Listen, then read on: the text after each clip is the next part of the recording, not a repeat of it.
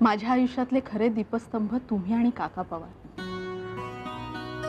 तुम्ही सांगितलेल्या मार्गावर अडखळत धडपडत चालताना मी इथवर येऊन पोहोचले. ही तुमची पुण्य आहे. हो, माझं काय एवढं घेऊन बसलात? माझ्याकडे फक्त काम करण्याची जिद्द होती, कष्ट उपसण्याची तयारी होती. पण मॅडम, तुम्ही जर नसतात ना तर कदाचित हे छे ग, कोणी कुणाला मार्ग बिर्ग दाखवत नसतं. अगं, माझ्याकडे जे होतं ना ते फक्त मी तुला देण्याचा प्रयत्न केला, पण ते तू घेतलंस, मी सांगितलेलं ऐकलंस, हे तुझं क्रेडिट आहे. बाकीच्यांनी कान झाकून घेतले, त्याचं काय? आपण फक्त तथास्तु असं म्हणायचं, बाकी सगळं सोडून द्यायचं. एक मिनिट. आता काय? पेढे. अगं, काय काय आणतेस तू? हे काय करतेस तू? हे काही नाही हो मॅडम. अगदी थोडासा थोडासा सोस होत नाही का आता? बस. तुमचं त्रिवार शतवार अभिनंदन. थँक्यू. ऐकायला किती छान वाटतं नाही का? पण सुनंदा, खरं सांगू, मला असं वाटतं की हा पुरस्कार घ्यायची माझी लायकीच नाहीये. का नाही हो? गेली 20-22 वर्ष पाहते मी तुम्हाला. समुद्रा इतकी संकट तुमच्यावर येऊन सुद्धा तुम्ही अगदी त्या दीपस्तंभाच्या मनोऱ्यासारख्याच ताठ मानेने उभ्या आहात ना. आणि आपली लायकी नाही असं म्हणून स्वतःला का आणि कशा करता कमी लेखताय?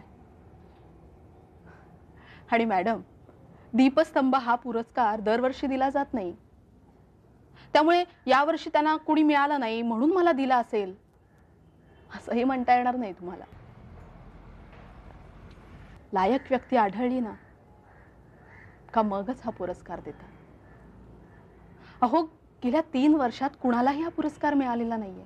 अगं, पण गेल्या 3 वर्षात असं मी तरी काय काम केलंय की ज्याने मला पुरस्कार मिळावा? हे तुम्ही बाकीच्यांना सांगा, मला सांगू नका. शरद भाऊजी गेल्यानंतर तुम्ही त्यांच्या नावाने 10 हुशार पण गरीब विद्यार्थ्यांचा शिक्षणाचा खर्च करता, कुठलाही गाजावाजा न करता. अहो, गेल्या 3 वर्षात तुमच्या मार्गदर्शनाखाली कितीतरी मुलांनी डॉक्टरेट मिळवली मॅडम. पुरे झालं तुझं तर कौतुक. किती करशील? उगाच स्वतःचं कौतुक न करता, केल्या कामाचे ढोल न बडवता तुम्ही हे करताय ना, याचीच दखल दिशा प्रतिष्ठानसारख्या डोळे आणि कान उघडे ठेवणारी माणसांनी घेतली. हो, म्हणूनच तुम्हाला हा पुरस्कार मिळालाय. बरं बरं, झालं तुझं सगळं. आता आली आहेस, माझ्यावर 2 घास खाऊन घे, म्हणजे मला बरं वाटेल. बरं, चल. चला. रॉनी, अरे मला फोन करून बोलून घेतलंस आणि काहीच बोलत नाहीस. बोल की. अक्षता, आय नीड युअर हेल्प. मला तुझी मदत पाहिजे. कसं आहे ना अक्षता, गेले काही दिवस मी, राजन अंकल, गौरी आंटी, आम्ही तिघेही प्राचीबद्दल खूप विचार करतो. आय मीन तिच्या पास्ट लग्नाबद्दल. What must have gone wrong? आम्ही तिला विचारायचा प्रयत्न केला, पण शी रिॲक्टेड व्हेरी व्हायलेंटली. म्हणजे जेवणाचं ताट वगैरे फेकून दिलं तिने. हो, मग काय. मग आम्ही असा विचार केला की तुझी मदत घेतली पाहिजे. अनायसे तू इथे आहेस, तू तिची इतकी जवळची मैत्रीण आहेस, may be you can help us. ठीक आहे, मी प्रयत्न करीन. थँक्स. पण मला एक गोष्ट कळत नाहीये, हे सगळं इतक्या वर्षांनी शोधावं असं का वाटतंय तुला? कसं आहे ना, आता गेले 4-5 वर्ष झाले मी आणि प्राची एकत्र राहतो in a live in relationship. म्हणून राजन अंकलला, गौरी आंटीला असं वाटतं की वी मस्ट गेट मॅरिड नाव. या, त्यांचंही काही चुकत नाही. आणि आता मलाही असंच वाटतंय. ठीक आहे, मी शांतपणे निवांतपणे भेटेन तुला. मी म्हणजे फोन करूनच येईन. माझ्या ड्युटीचे टायमिंग्स चेंज झालेत. म्हणजे दुपारी 3 वाजल्यापासून रात्री 11पर्यंत आता माझी ड्युटी लागली. तेव्हा if you can please go and talk to her. Please काय? Come on, don't be so formal. I know. Anyway, thanks a lot.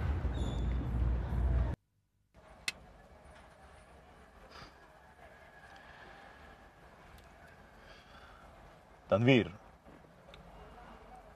तुला एक विचारू का? विचारा ना, त्यात काय. तुझ्या आईला किंवा तुझ्या आजीला तुझी आणि माझी मैत्री फारशी आवडत नाही का रे? का तुम्हाला काय असं वाटतं? नाही, काय जेव्हा त्यांना भेटलो ना मी, तेव्हा नीट वागल्या नाहीत त्या माझ्याशी. कसं असतं माहिती का तन्वीर, पसंती व्यक्त करण्यासाठी कधी कधी हजारो किंवा लाखो शब्द सुद्धा अपुरे पडतात. पण नापसंती व्यक्त करण्यासाठी एखादा लुक किंवा एखादा एक्सप्रेशन सुद्धा पुरेसं असतं. खरंय शैलू, तुम्ही म्हणताय ते अगदीच काही चुकीचं नाही. पण काय ना शैलू अंकल, त्यांना तसं वाटत असेल तर त्यांचं फारसं चुकत नाहीये. त्यांना तुझ्याबद्दल काळजी आहे, प्रेम आहे, म्हणून त्या अशा वागत असतील. अरे कधी कधी काही पालकांना तर शुद्धही नसते. एक्झॅक्टली. आई मला सांगत होती की दिल्लीची एक फॅमिली आहे, त्यांची एक मुलगी, शाळेत जाणारी मुलगी, तिला तिचे मित्र घेऊन गेले आणि तिचा खून करून टाकला आणि तिचं प्रेत जाऊन टाकून दिलं. तरी तिच्या फॅमिलीतल्या लोकांना माहित नाही की मित्र काय करतात, कुठे राहतात, कसं काय होऊ शकतं. असं होऊ शकतं, म्हणूनच म्हटलं ना त्यांचं बरोबर आहे. त्यांना मुलाबद्दल काळजी आहे. तू कोणाला भेटतोस, का भेटतोस. काय शैलू अंकल, घरच्यांनी कितीही ठरवलं ना की आपण चांगलं वागायचं, तरी 100% चांगलं नाही वागू शकत तुम्ही. हो, हे बाकी मान्य आहे. हा, अरे हो, एक मिनिट.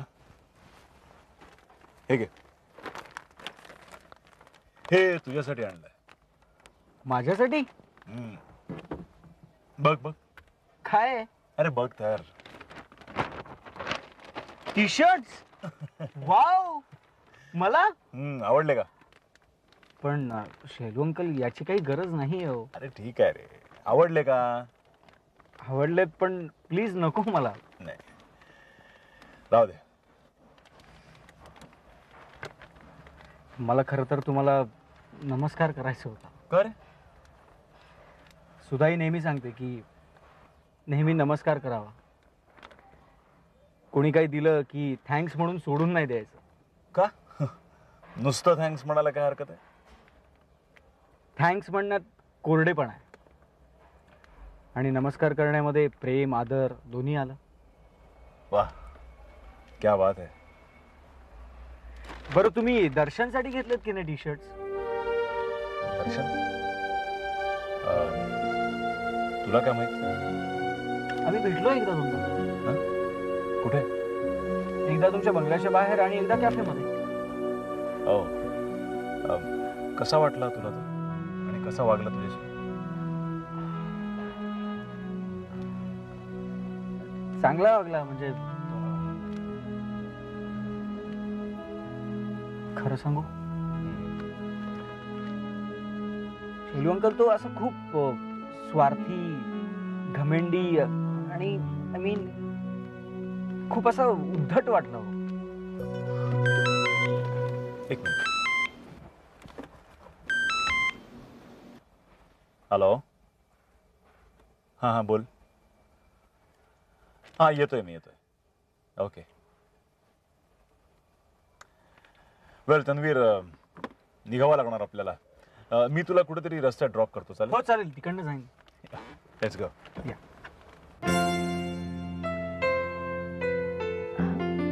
तरी तू खूप नशीबवान आहेस. म्हणजे नवरा नसला, हक्काचा नसला तरी रॉनी कुठे जातो, कधी जातो, जिथे जातो तिथे काय करतो हे तरी तुला माहिती असतं. किती बायकांना तेही ठाऊक नसतं. कोणाबद्दल बोलतेस तू? नाही म्हणजे सगळ्याच नवऱ्यांबद्दल ग. त्यांच्या बायकांना वाटत असतं एक आणि ते करत असतात दुसरंच की. थोडक्यात काय, संपूर्ण पुरुषातच विश्वासाला नाही, त्यावर आपल्या दोघींचा विश्वास आहे तर. त्यापेक्षा आमचं बरं ना, म्हणजे आला कंटाळा किंवा नाही पटलं त्यामुळे 5 मिनिटात वेगळे होऊ शकतो. या घरात कोणाचं कुठलं सामान आहे आम्हाला दोघांनाही माहिती. आमचे अकाउंट्स वेगळे आहेत. That's it. सगळं स्ट्रेट आणि सिम्पल. नाही बरोबर आहे, म्हणजे पटतंय तुझं बोलणं. अगं पण सगळ्यांनाच शक्य होत नाही ना हे. म्हणूनच सगळे खड्ड्यात पडतात ना. एकाला ठेस लागली तरी दुसरा नाही शहाणा होत. अगं मी आईशी बोलत होते तेव्हा मी सुद्धा असंच म्हणाले की लग्न करणं आणि न करणं यात शहाणपणा काय. तेव्हा ती म्हणाली की लग्न न करणं हा निश्चितच मूर्खपणा आहे. तुला काय वाटतं? तू मुलाखत घेतेस माझी? तसा समज हवा तर. मी मुलाखतच घेतेस तर कोणाकडून घेतेस हे तरी कळू दे. म्हणजे गौरीकडून का बाबाकडून? म्हणजे काय?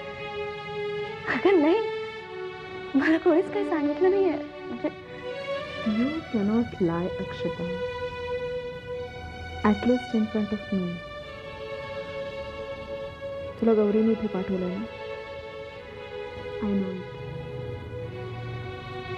तुझं मिशन सक्सेसफुल नाही झालं.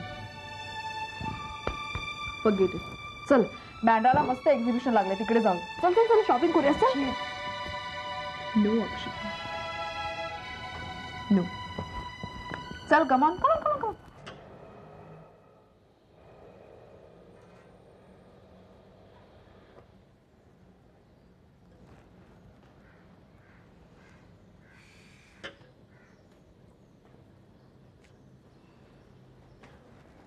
आई नमस्कार करते. हा आयुष्यमान भवा. काय गो, देवाजवळ दिवा लावलास? हो आत्ताच लावलं. 7 वाजले सुद्धा? हो. अगो बाई, अंधार कधी पडला कळलं सुद्धा नाही. तू लिहिण्यात एवढी गुंग होतीस ना? काय लिहित होतीस एवढं? भाषण. कसलं? सत्काराचं. हे दाखव ना काय लिहितेस. आत्ता नाही, पूर्ण लिहून होऊ दे, नंतर दाखवीन. बरं ठीक आहे, नंतर दाखव.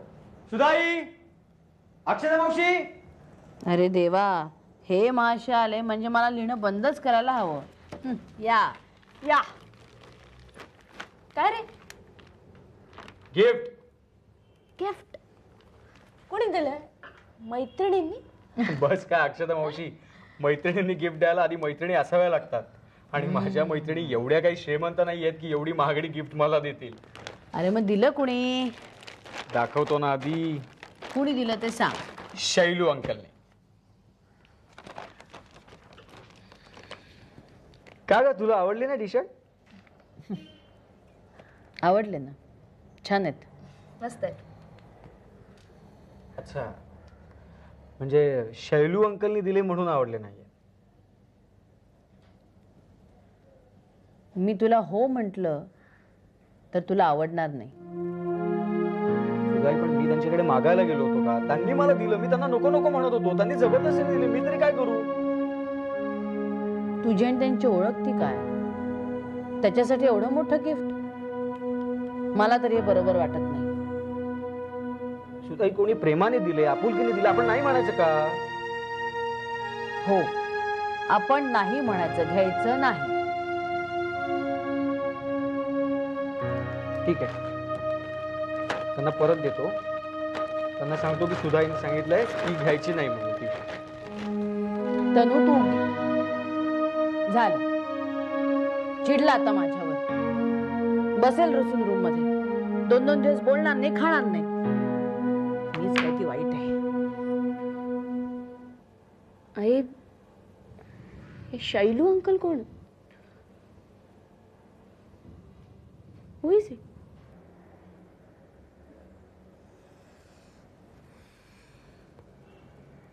वीरेंद्र शिरोडकर.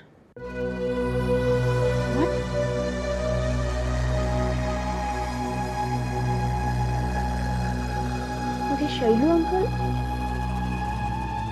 योगायोग, दुसरं काय.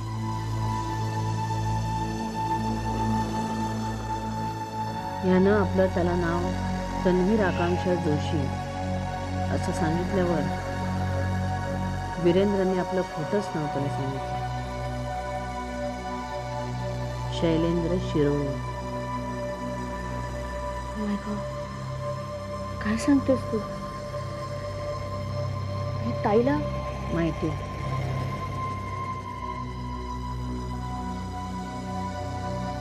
तो आपल्या घरी सुद्धा येऊन गेला एक दोनदा. एकदा तर मीच घरात होते. नंतर एकदा मी टूरवर गेले असताना मला होता घरी तेव्हा आकांक्षा भेटली त्याला. मग काय, या दोघांनी आपण पहिल्यांदाच भेटतोय असं त्याच्यासमोर दर्शवलं. विरूला तर तनुबद्दल ओढ वाटायला लागली. काय होणार आहे पुढे काही कळत नाही. मला वाटतं या गोष्टींचा लवकरच स्फोट होईल.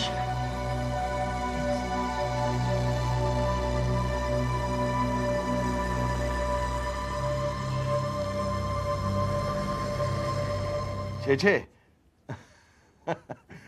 अहो रेवाचे बाबा, तुम्ही माझे आभार कसले मानताय? असं कसं म्हणता तुम्ही? तुम्ही काय जादूची कांडी फिरवली काही कळत नाही. पण माझ्या रेवाला होणारा त्रास कमी झाला, मला एकदम बंदच झाला. हे केवळ तुमच्यामुळेच. मी छे छे, मी काय केलंय? सगळं केलं ना ते आमच्या भूषणनी. एक विचारलं तर तुम्हाला राग नाही ना येणार? तुझ्यावर ठरवून सुद्धा रागावता नाही येणार मला. काय नाही नाही, खुशाल विचार. नाही, मला वाटलं होतं तुम्ही त्यांना दम देऊन हिच्या वाटेला जायचं नाही असं सांगून सोडून द्याल. पण काय म्हणजे त्यांच्यातला एक जण सोडून ऑफिसला कोणीच येत नाही. तुम्ही काय केलं त्यांना? गॅरेजवरची पोरं पाडून चोपलं. काय? नाही नाही, अगं म्हणजे तुझे बाबा आता म्हणाले ना तसंच काहीतरी, जादूची कांडी फिरवल्यासारखं. हे बघ रेवा, आता ती पोरं तुझ्या वाटेला जाणं सोडच, पण तुझ्या आजूबाजूला सुद्धा फिरकणार नाहीत. मला उगाचच भीती वाटत होती. कसली भीती? त्यांनी सूट घेतला तर? त्यांचा बाप यायला पाहिजे. नाही नाही अगं, म्हणजे मी आहे ना. तू कसली काळजी करू नकोस. पण रेवाचे बाबा, मी काय म्हणतो, तुम्ही रेवासाठी दुसरी एखादी नोकरी का नाही बघत? आमचे प्रयत्न चालू आहेत, पण मिळायला पाहिजे ना. तेही खरंच आहे. मी एक काम करतो, माझे 2-4 मित्र आहेत, त्यांच्याकडे मी शब्द टाकतो. त्यांच्याकडे जर काही संधी असेल ना तर ते मला नक्की कळवतील. उपकार होतील तुमचे. हिच्या नोकरीचं तर बघा, आणि एखादा चांगला मुलगा असल्यास सांगा, म्हणजे हिचं लग्न करून देईन मी, म्हणजे मी मोकळा होईन. मुलगा आहे पण नाठाळ आहे.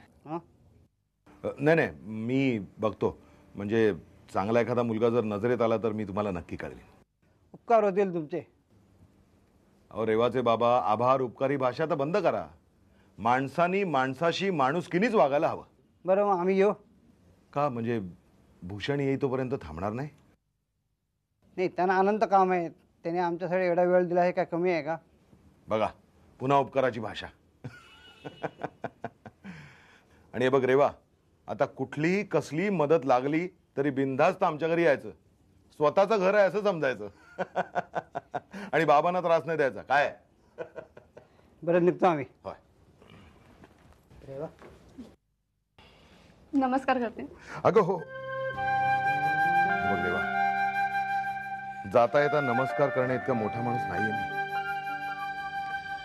4 भली माणसं आजूबाजूला होती म्हणून माझ्यातला चांगला माणूस अजून जिवंत आहे. आणि इतकं वय झालं ना तरी अजूनही तो जागा आहे. त्या दिवशी तुम्हीच म्हणालात ना की मी वाटतो तितकं म्हातारा नाही म्हणून.